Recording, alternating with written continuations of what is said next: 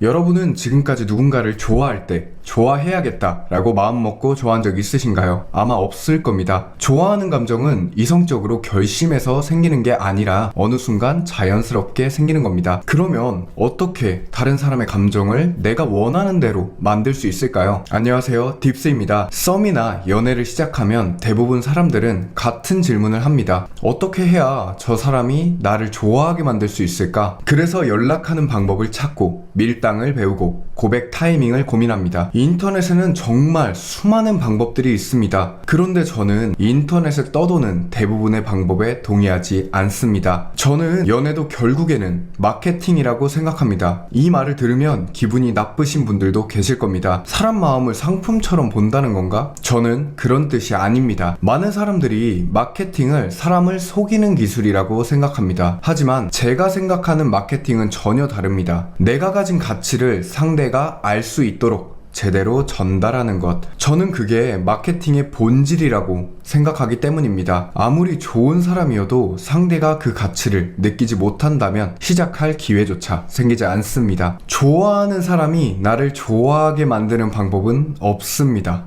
이성적으로.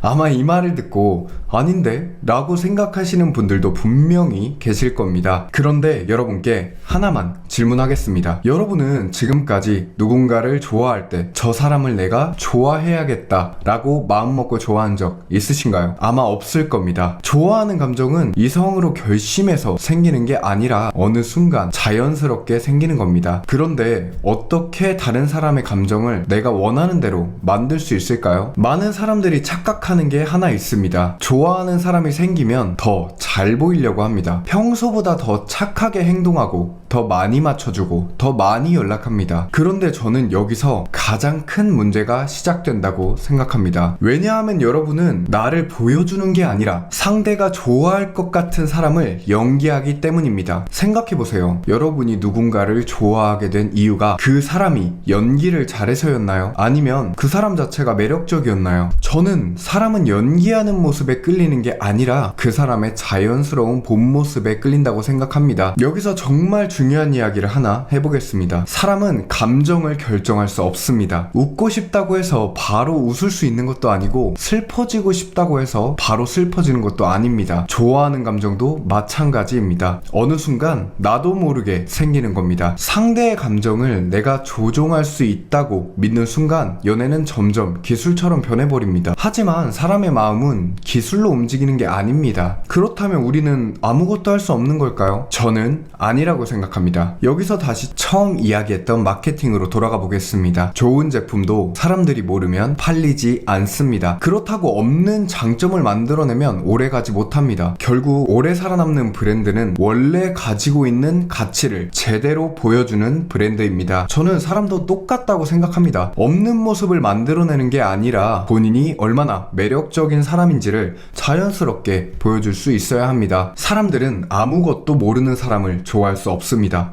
그럼 어떻게 해야 내 매력을 자연스럽게 어필할 수 있을까요? 상대에게 관심 없는 척을 하고 밀당을 하고 자신의 매력을 과시하기 위해 경제력이나 본인의 능력을 말로 어필하기도 하죠. 근데 그 방법들은 조금 잘못됐습니다. 물론 밀당이나 자신의 매력을 어필하는 건 필요합니다. 하지만 어떻게 어필할 것인지가 중요하다고 저는 생각합니다. 그건 바로 자신의 매력을 최대한 티나지 않고 자연스럽게 어필해야 합니다. 상대가 물어보지도 않은 부분을 굳이 내가 먼저 나서서 자랑한다거나 상대가 느끼기에 이 사람은 지금 나한테 잘 보이려고 노력하고 있구나 라는 걸 상대가 알게 되는 순간 여러분의 그 매력들은 더 이상 매력으로 다가가지 않습니다. 그리고 여러분들이 굳이 말로 표현하지 않아도 상대는 여러분들이 보여주는 그 여유 있는 모습과 자신감에서 매력을 느끼는 겁니다. 그럼 그토록 많은 사람들이 중요하다고 이야기하는 여유라는 건 뭘까요? 제가 생각하는 여유 있는 모습이란 어떤 상황에도 흔들리지 않고 자신의 주관이 확고할 때 정말로 여유 있는 모습이 나온다고 생각합니다.